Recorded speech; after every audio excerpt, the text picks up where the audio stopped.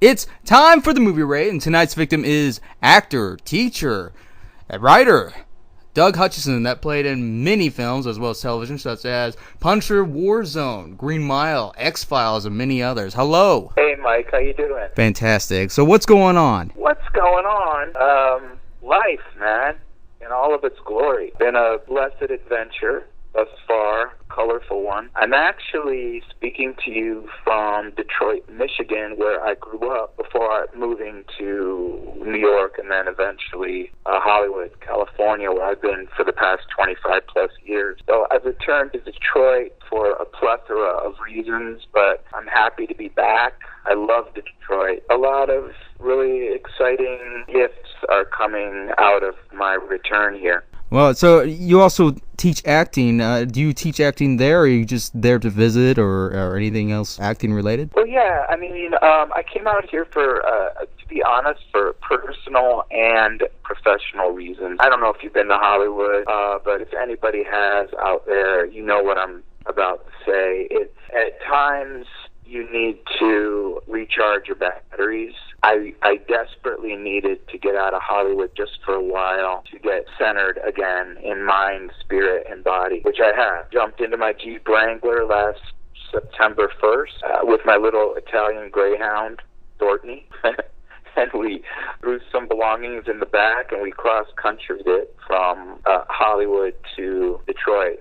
On a personal note, my dad, he recently lost his second wife, not my mom, the woman he married after my parents divorced. He lost her to a heart condition. He's been going through a grieving process, and I kind of felt like I wanted to be with him and support him. And it's been a reciprocal kind of giving or gift because I needed to get out of Hollywood for a while, and I believe my dad needed some consolation through his grieving process, and so we've both been able to be there for each other. And the sidebar gift to it is that, you know, my dad and I have always been somewhat estranged over the decades, not in a bad way, but just not very close. And now, at this point in time, it's divine timing that we have come together, are here for each other, and we're starting to get to know one another like we never had before. The more I get to know the old man, the more I'm in awe and respect him so much. And I think the same thing is happening on his end. He's starting to finally get his crazy, artistic-minded, creative psycho son.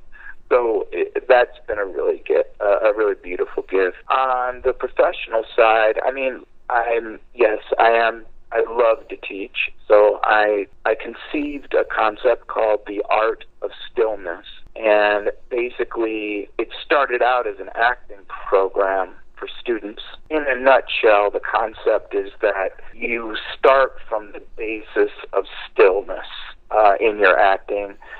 Stillness, if you can think of it as like the bedrock of acting. You become still in your mind, body, and spirit. And then you start building upon that stillness level by level by level in order to create the character, bring intention to scene work, carry it into auditions, and into your art.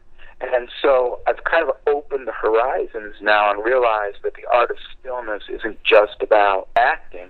It's about art in almost every form: dance, songwriting, writing screenplays, directing. And then it traverses into life, because the more still we are in life, the more we can apply that to our given art in manifesting our dream, and vice versa. The more still we are in art reflects how we are in life.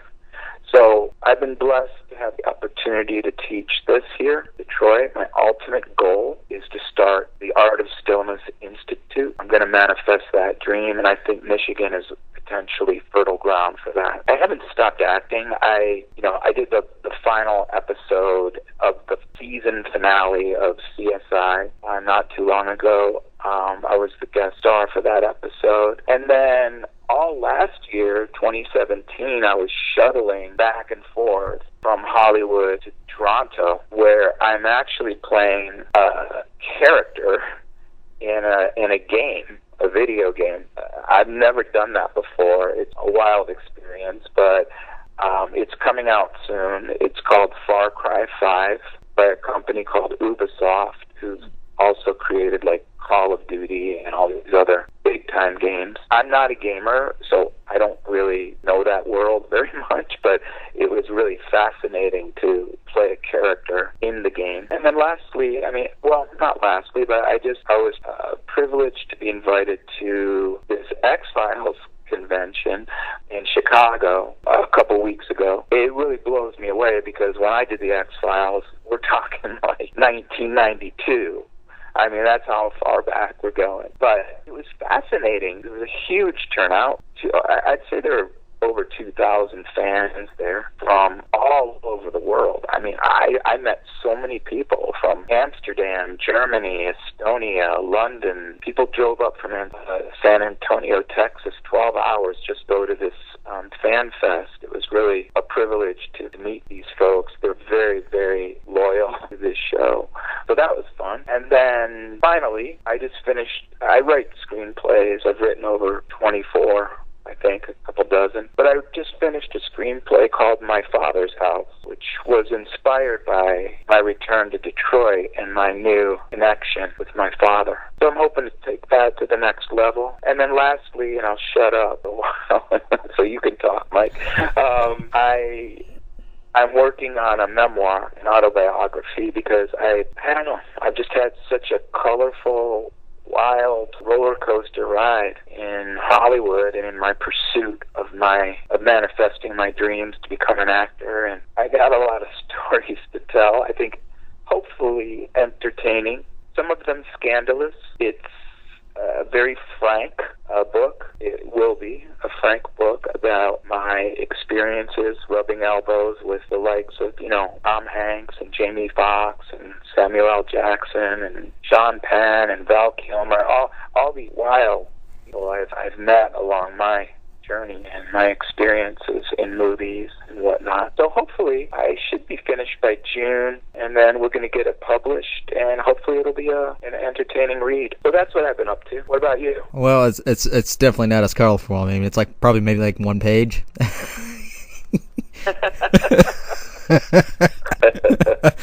Well, that's great that you're doing all this really cool stuff. Back to when you were talking about this, the stillness of the acting. That's also really great that you're taking the time to rejuvenate, to take the time, and I think every actor should take the time and the moment to just stop for a moment and kind of like rethink. And because the longer you go as an actor, I mean, you are going to burn out and you're going to lose that touch of the characterization that you're playing as, because the longer you go, you're just gonna wrap out, and people are not gonna be interested, on screen, as well as the directors or whoever else that you're presenting the character to. Well, yeah, I mean, look, Hollywood, it's an interesting place. It's kind of a double-sided mirror. I mean, on one side, you're looking at the beauty of it is there are no rules in Hollywood. The only rule is that there are no rules, and so you can manifest your dream there. That's the gorgeous part of Hollywood. The flip side of that is that it is probably one of the most challenging places on earth to try to keep your sense of character, moral principle, because quite frankly, you are surrounded by a den of wolves and a pit of vipers, and you don't always know who to trust. There's a lot of backstabbing in Hollywood, as you know. And so, yes, you can become disenchanted there, and it's important to get out for a while. And even if it's temporary, But what I've discovered is that I don't need to live in Hollywood to work through Hollywood. I mean, I still have a manager and an agent there they have my best interests in mind, and, we're working toward getting some really, we're on the verge of getting some really cool things happening. So I just don't need to be there, especially now. I mean, with the internet, and, you can put yourself on self-tape if you need to audition for something, or if producers are interested in you, and then it's just a plane ride away if you need to actually go there in person to get into the room and meet people and things like that. So, there's this old adage, this old coinage. It says, they're famous for saying, Hollywood has the potential to change you, and not necessarily in a positive way. I don't agree with that. I believe that Hollywood exposes you. It doesn't change you. It exposes you. And so if you're a good person and you have a good character and your intentions are pure, there's no money, there's no fame, there's no celebrity in the world that's going to change that core inside of you. If you're greedy, if you are self-centered, if you are egotistical, if you don't have the moral fiber that it requires to be a good person, then you go to Hollywood and it will expose you.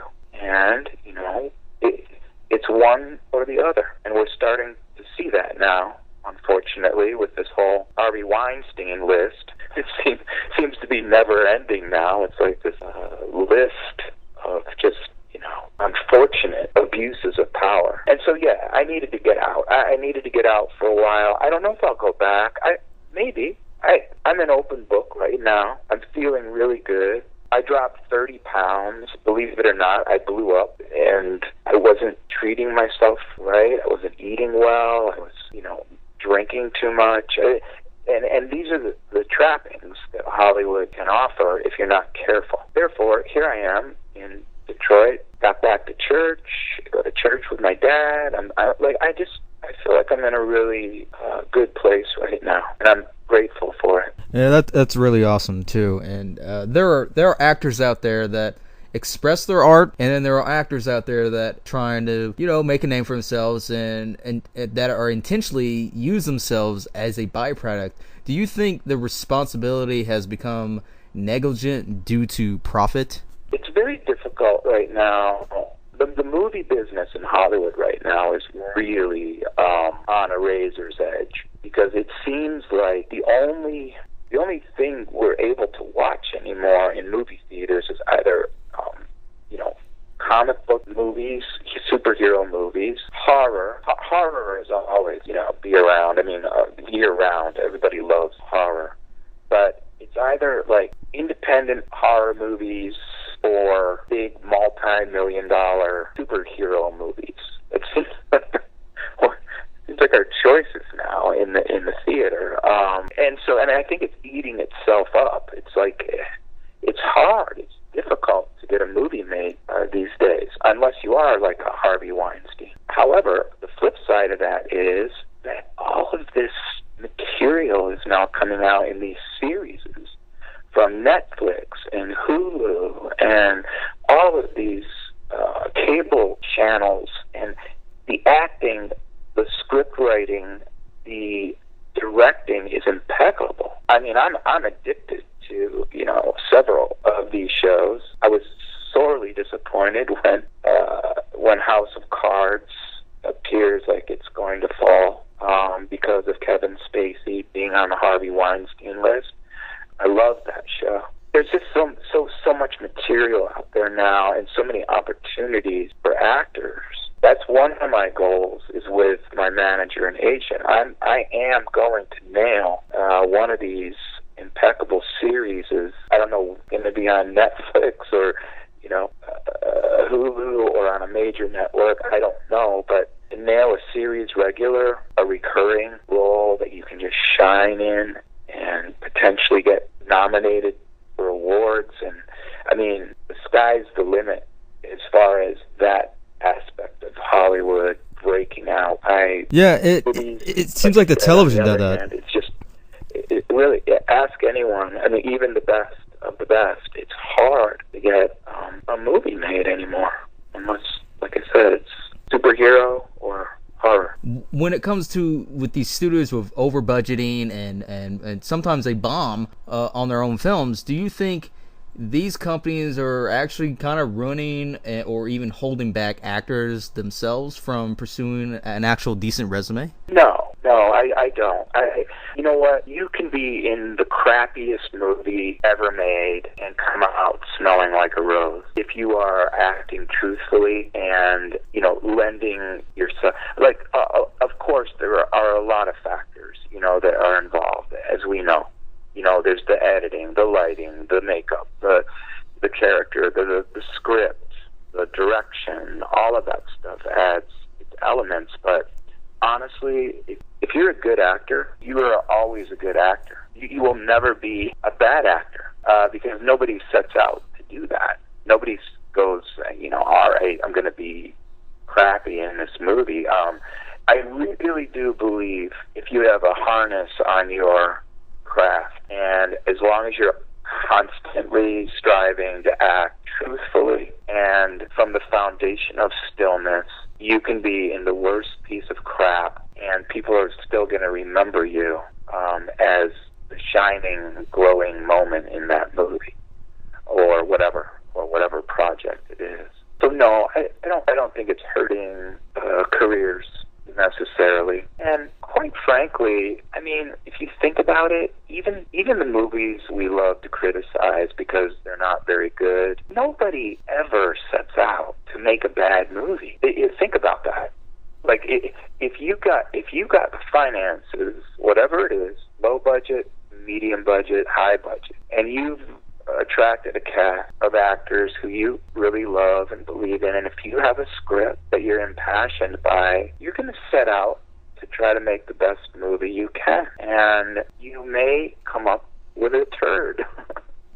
But that wasn't your intention. I remember one of my first movies I ever did, actually it was my first movie, back in, I'm dating myself now, but 1987, I was in a movie called Fresh Horses with Molly Ringwald, Andrew McCarthy. It's Ben Stiller's first movie, Viggo Mortensen. It was directed by David Onspa, who had just come off of directing Hoosiers. Our DP was Fred Murphy. He won Academy Awards. I mean, it had a lot going for it. Well, the movie unfortunately fell short. And I remember the LA Times called it fresh horse shit. Oh, wow. So it was a big disappointment. But you know what? None of us set out to make a bad movie. We just, you know, the pieces, for whatever reasons, didn't come together, despite the talent attached to that particular movie. Stepping into characters, how do you keep the concentration when having to break character, like in between takes or having to take a break? How do you keep having to concentrate right back into the character that you jumped out of? That's a really good question. You know, it really, really, really depends on the role. Depends on the character. I've approached every character I've ever played in a different way. I've never approached it in the same fashion. To give you an example, sometimes I did the old method thing where I stayed in character the entire time. I did that for a movie I did with Joel Schumacher called it A Time to Kill. I played this really somewhat disgusting, white trash, drunken, southern, trashy guy who ends up with his partner tragically raping a 7-year-old little black girl, and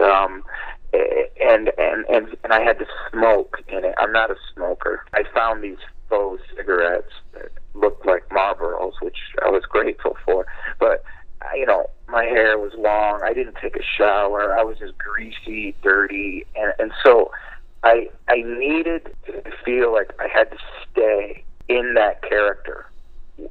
Even when I went back to my hotel at night, to wake up in the morning with him again. In fact, Sandra, this is pretty funny, but I had the entire cast at the end of after we wrapped, I had the entire cast sign my script, and Sandra Bullock, who was also starring in the movie, she wrote, "Take a shower and then we'll talk."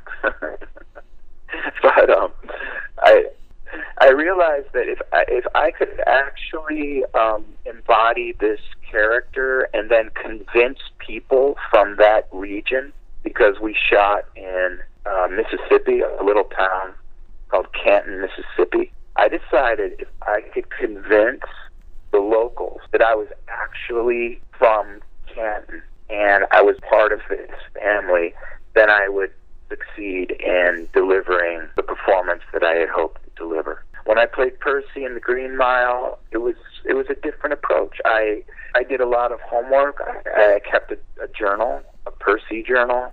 Of course, I studied with a dialect coach.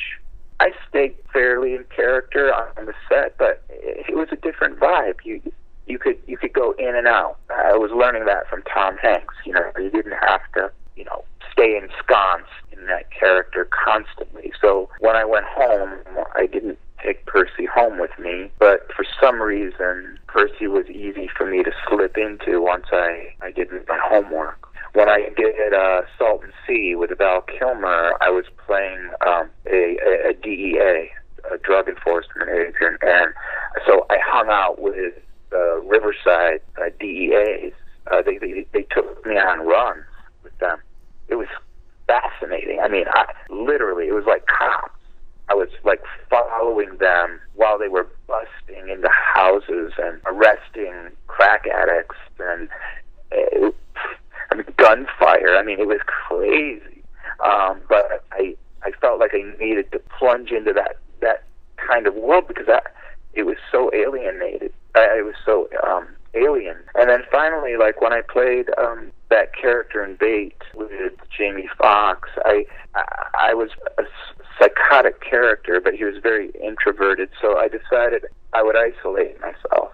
And so I didn't socialize a lot on that set. I would go home to my hotel and be by myself because I felt like this guy was a lone wolf. That isolation helped me once the cameras were rolling. It illustrate that lone wolf kind of quality. So I guess my point is that every single role demands something different from an actor. And then, to be honest, there have been some roles, like on television or whatever, I just skated through. I didn't do the necessary preparation. I felt like I could just pull it off, not do much, kind of be lazy and not do much work or preparation. So it really does depend on the role, the character, the project.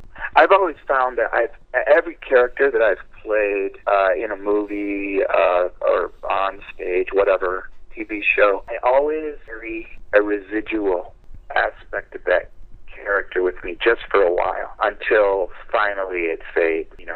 Like with Percy and The Green Mile, since I work really hard, like the other cast members as well, to acclimate this accent, because it wasn't just a Southern accent. I mean, everybody thinks, oh, Southern accent's a Southern accent. No, it's regional. So we were learning a Louisianan accent in that region of Louisiana, and not only that, but because the movie was set back in the 1940s, the language was different even back then to contemporary Louisianan accents. So, it was a very challenging accent to learn. We had a great coach, Jessica Drake, who was on set constantly, and every time we fell away from that accent in some fashion, she had headphones on, and she'd come up and she'd adjust you and tell you, no, you're not saying that right. You have to say it this way.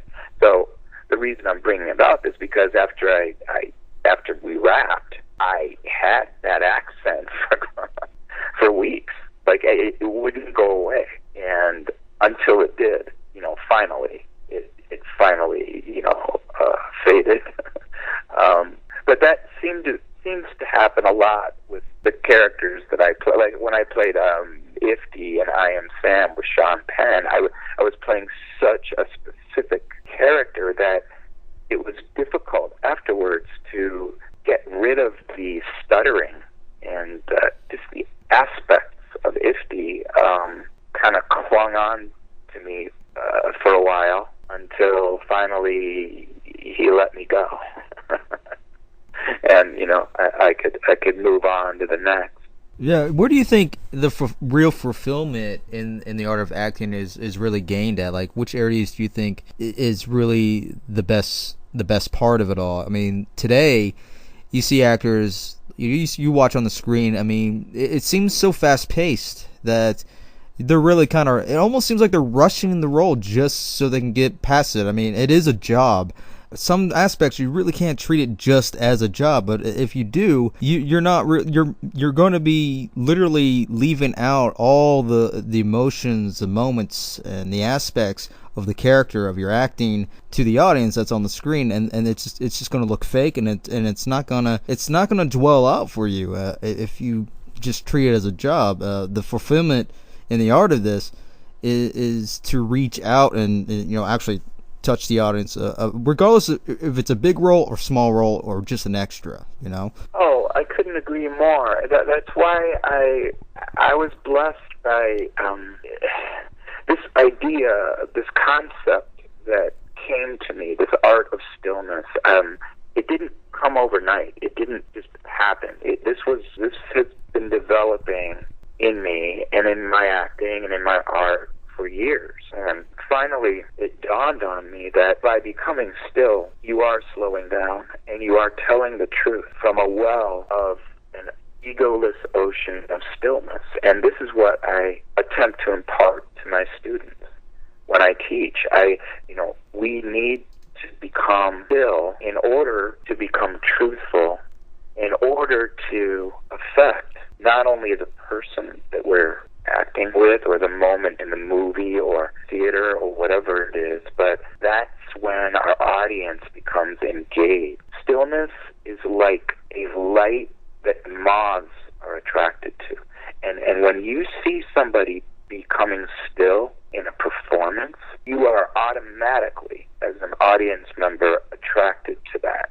And you're moved to move toward it, and you believe it because it's the truth. It's beautiful when you see it in action. I use several examples in my Art of Stillness workshops and classes in film to show my students.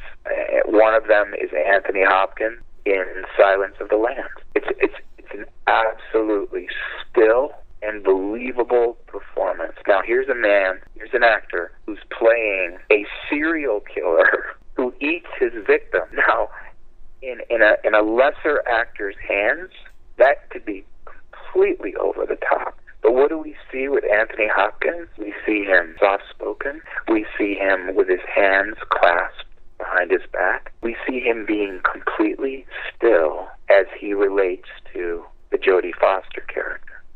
And that's what's so compelling about his performance in that movie. And there are just tons of examples of, you saw The Green Mile, right? Certainly have. Okay. Do you remember the moment after the John Coffey character heals the warden's wife, Melissa? Yes. From her disease? That scene, that sequence, after she's healed, and she goes up to him, and she looks in his eyes, and she says, "I dreamed of you." And she takes off her St. Christopher amulet, her necklace, and she puts it around his neck. She said, "I dreamed of you. We were in the dark, and I saw you." I'm paraphrasing. I can't remember the exact lines, but it's this moment in the movie that if it doesn't touch you, you're dead. Because what those two actors are doing in that sequence is they're connecting through stillness and through truth. And Patricia Clarkson, who plays the warden's wife, and the late Michael Clark Duncan, who plays John Coffey, in that moment, in that movie, there is some magic happening. And it pulls us in. It takes our hearts away. That is impeccable acting. And you're right. When an actor is just going through the paces, rushing through it, just job, it's got to get, whatever, get through this, we feel it as an audience, and we feel the intention is not true, and we feel it. No, you have to. The audience has to be driven into the story. I mean, it's no different than with video games, man. I mean, the story has got to be so compelling to where it sucks you in there, regardless of what genre it is. When it comes to the films, rather, even if it's a TV show or something, it's like example. If your character is in an argument with another character, every little movement, every aspect, every emotion on the face, the gestures, it has to match up with the moment. Because if you don't, if you're just yelling and just waving your hands around, it's not believable, man. That's right. And see, that's you just hit the nail on the head, because that is exactly what we're exploring with the stillness stuff in class. And it's so beautiful to see it in action, and it's also so inspiring. I get so inspired when I actually see these students, aspiring actors, some of them more advanced than others. It doesn't matter. When they embrace the stillness, it's something sacred. It's the best way I can put it. And out of that comes the emotion, you see, because if we rush to the emotion too quickly, we're doing what you were just describing. We're rushing to it. We don't believe it. It's not real. You can see the actor acting angry. Well, if you start with stillness and you build slowly upon that foundation, then if you're going to be playing a scene where you need to grieve because you just lost someone, your tears are not going to be contrived. They're going to be real. They're going to come out of a truthfulness that came out of you allowing yourself to be still. And so I'm constantly encouraging actors, take your time. Don't be in a rush. Let it build to an organic emotion, and then you're on fire. Then you are giving us your stillness, your art, your truth, and we're moved. Isn't that why we go to movies? To be moved in some fashion?